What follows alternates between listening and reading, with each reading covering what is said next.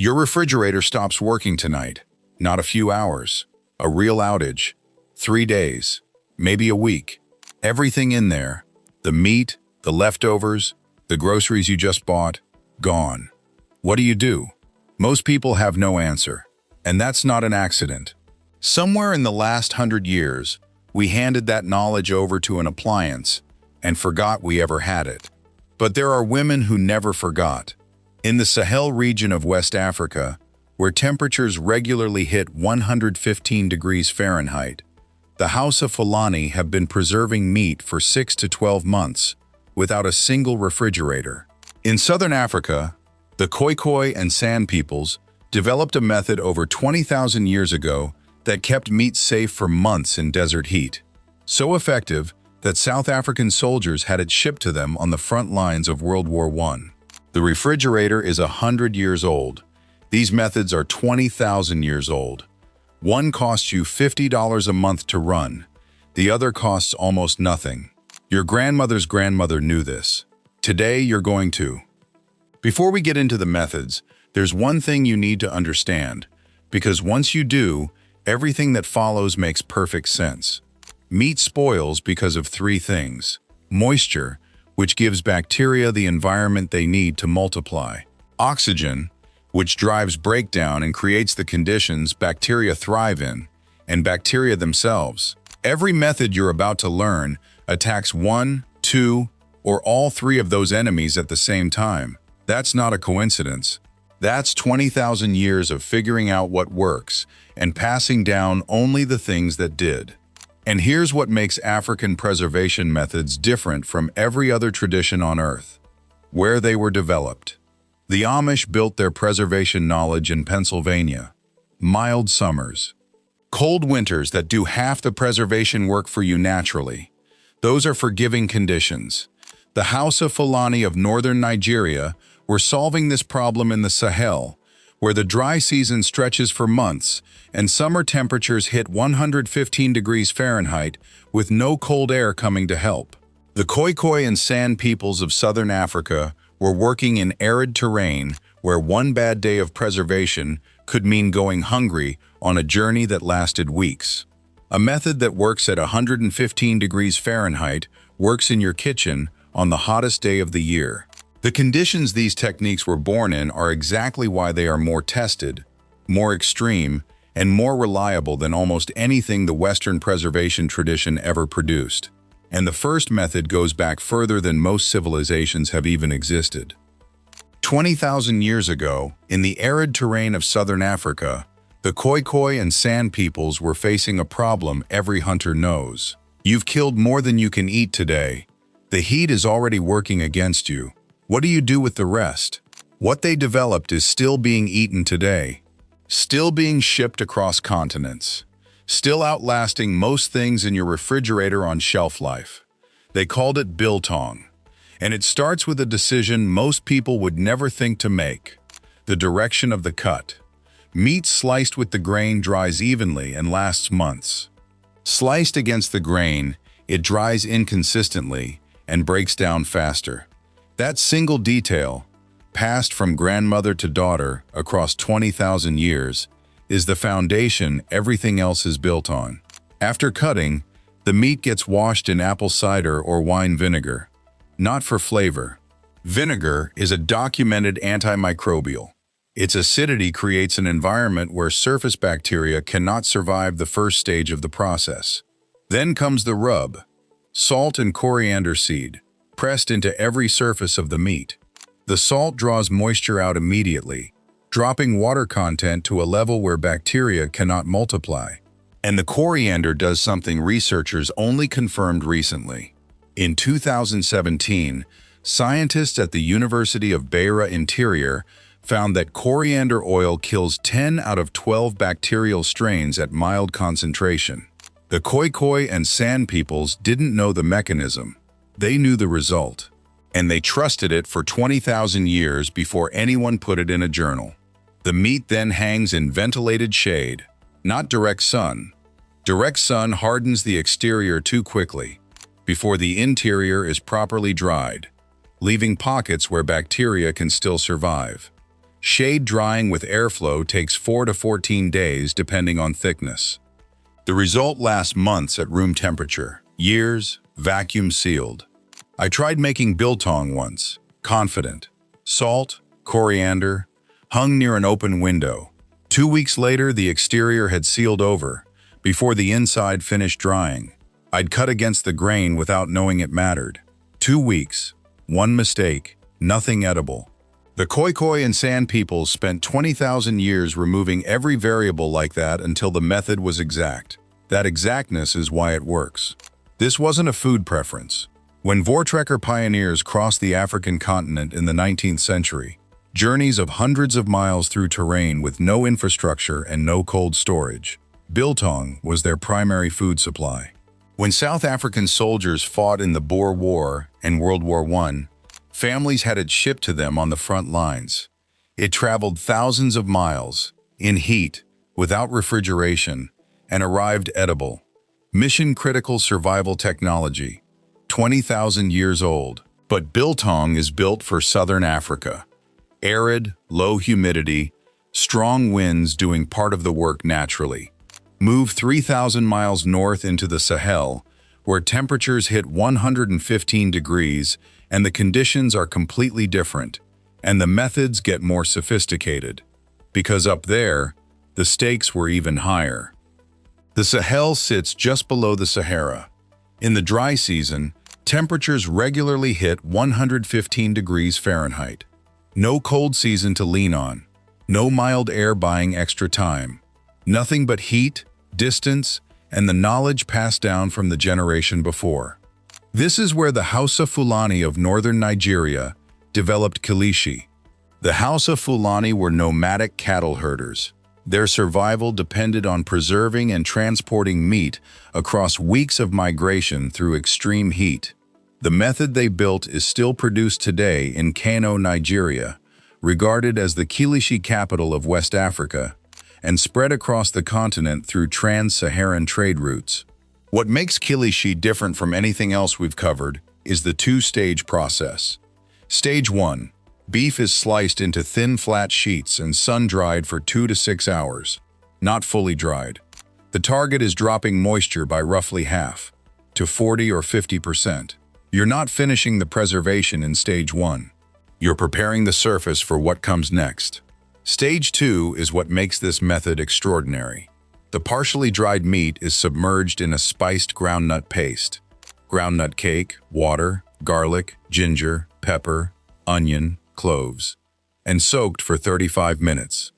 Every ingredient in that paste has documented antimicrobial properties. Garlic inhibits bacterial growth. Ginger disrupts bacterial cell membranes. Cloves contain eugenol, one of the most potent natural antimicrobial compounds food scientists have identified. Pepper creates a hostile surface environment for pathogens. The grandmother who developed this recipe didn't have a chemistry degree. She had 500 years of observation. She knew which combinations produced meat that lasted. The why got confirmed by laboratories centuries later. After the paste soak, the meat is sun-dried again and briefly roasted over wood fire. The result is a coated, dried, heat-treated piece of meat with a protective spiced layer that has sealed the surface and eliminated the moisture bacteria need to survive. Shelf life: 6 to 12 months without refrigeration. Not a traditional claim. Peer-reviewed, documented in a 1999 study on Nigerian meat products. 6 to 12 months. In a region that hits 115 degrees. With no electricity. I came across Kilishi for the first time at a West African market and assumed it was jerky. One bite, and I understood I was wrong. The spices weren't on the surface. They were through the meat, into the structure of it. I asked the woman selling it how long it would keep. She looked at me like it was a strange question. 6 months, she said, maybe more. The way you'd state a fact about water. 2 methods now. 2 completely different regions, 2 completely different climates, and both arrived at the same conclusion. Spices aren't seasoning. They are the preservation system. But the method from Ethiopia takes this even further. Because they added a third stage that extended shelf life past a full year. Ethiopia sits on a high plateau. Different conditions from the Sahel Desert, different from the southern African arid zones, seasonal extremes, long dry periods, long journeys through highland terrain. The challenge here wasn't just heat, it was time. Meat needed to last through seasons, not just weeks. The method is called quanta, and it doesn't attack one enemy of meat spoilage. It attacks all three, in sequence. Lean beef is cut into long strips and coated in a spiced mix. Salt at 25% of the coating, hot pepper at 50%, aromatic spices making up the rest. Those proportions aren't a recipe, they're a formula. The ratios matter. The coated strips air dry for 24 to 36 hours. Stage 1, moisture removal. The salt draws water out through osmosis. The pepper creates an antimicrobial surface environment. After drying, the strips are exposed to light wood smoke, stage 2, which adds another layer of antimicrobial compounds and partially seals the surface against oxygen. Stage 3 is where quanta separates itself from everything else. The smoked dried strips are briefly fried in spiced butter fat, then submerged in that same fat in tightly sealed containers. As the fat cools, it solidifies. It creates a complete seal around every piece of meat. Zero oxygen reaches the surface. No oxygen means no oxidative spoilage. No oxygen means the bacterial environment becomes hostile. The fat seal is the final shield, and it is total. Shelf life, over 12 months. Documented by the Food and Agriculture Organization of the United Nations in their Manual on Simple Methods of Meat Preservation. The FAO documents traditional methods when they can confirm the preservation outcomes. They confirmed this one. The French developed a nearly identical technique centuries later and called it confit. They received credit for the innovation. The Ethiopian women who developed the same principle under more extreme conditions, centuries earlier, did not. Now, there is one more method, and it doesn't use spices, or smoke, or fat. It uses the earth itself, and what remains after fire. There is a physics principle that operates everywhere on Earth regardless of surface temperature.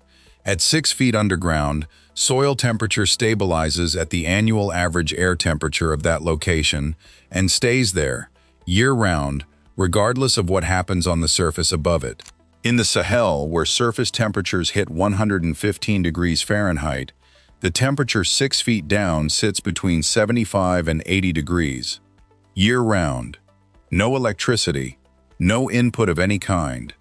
African communities across sub-Saharan Africa understood this and built clay-lined underground storage pits that used it. Ethiopian archaeological sites document this method going back at least 2,500 years. The same pit design appears across 3,000 miles of eastern Africa, not because communities copied each other, but because independent observation of the same physics led to the same solution. The narrow neck at the top of these pits wasn't aesthetic. It was engineering, reducing the volume of air exchanged between the pit and the outside, limiting oxygen exposure, and cutting off pest access. Some regions lined the interior with baobab bark, which contains antimicrobial tannins that protect whatever is stored inside. I have a relative who stored certain things in a clay pot buried in her garden. I thought it was habit. I thought it was tradition for its own sake. It wasn't until I understood the physics of underground temperature stabilization that I got it. She wasn't being old-fashioned. She was being precise. And then there is ash. After a hardwood fire burns down, acacia is common in the Sahel. What remains has a pH of 11 to 13. To put that in context, bleach sits at around pH 12. At that alkalinity, fungal spores cannot germinate, most insects cannot survive, and bacterial growth is severely inhibited. Communities across the Sahel and sub-Saharan Africa applied this to food storage, layering wood ash into containers with dried beans, cowpeas, and preserved meat. Agricultural researchers in Burkina Faso and Mali documented the results formally. Ash-preserved cowpeas maintained viability for over 3 years. The same crops, same containers, same climate, without ash, lasted 6 months. One variable, 3 years versus 6 months. And the ash rinses off completely in water. No residue, no taste impact. You apply it before storage, rinse it before use, and the food is unchanged, except that it has survived 3 years instead of 6 months. Every single method you just learned is available to you this week. Biltong is the easiest starting point. Lean beef, flank or silver side work well. Apple cider vinegar, sea salt, whole coriander seed, toasted and coarsely ground. A hook or small rack near an open window or a fan. Total cost under $20. Cut with the grain. Vinegar wash, salt and coriander rub. Hang for 4 to 14 days depending on thickness. That is the 20,000-year version, and the version you make next week using the exact same process. For grain and dry goods, the ash method is immediate. Dried beans, cowpeas, rice, store them in sealed containers, layered with wood ash from any hardwood fire. It rinses off completely. It extends shelf life from months to years. If you have a fireplace or a fire pit, you already have everything you need. The fat sealing principle applies to any cooked meat in your kitchen right now. Render animal fat slowly over low heat until it liquefies. Pour it over cooked meat in a clean sealed container. As it cools, it solidifies into a complete seal. Store in a cool, dark place. Same physics as Quanta. Same physics as French confit. Developed in Africa, centuries before France put a name on it. One thing to understand clearly, these methods are not about replacing your refrigerator in the life you currently live. They are about independence from it. A refrigerator is something you depend on and pay for every month. This knowledge doesn't have a monthly bill, and it doesn't stop working in a power outage. 20,000 years. That is how long this knowledge has been alive, passed from grandmother to daughter through drought and colonial disruption and industrialization and every force that tried to make it irrelevant. The refrigerator is extraordinary technology. It also costs money every month, depends on a grid you cannot control, and fails the moment the power goes out. These methods are 20,000 years old, tested in 115-degree heat across 54 countries on a continent that did not have the option of failure. Refined not over decades but over generations. The kind of testing no laboratory has ever matched for duration or conditions. What was taken from this knowledge wasn't just the methods. It was the confidence, the understanding that you do not need the system to survive, that there is knowledge older than the system, more tested than the system, and available to you right now. That knowledge didn't disappear. It was buried. You just dug some of it back up. The next video covers how African villages stayed cool in 110-degree heat without a single fan, air conditioner, or electricity bill, using building methods that modern architects are now spending millions to rediscover. That video is already up. If this knowledge belongs in more people's hands, share it. And if you want one of these videos every week, subscribe. We post 3 times a week, and every video is one thing African grandmothers knew that the modern world forgot.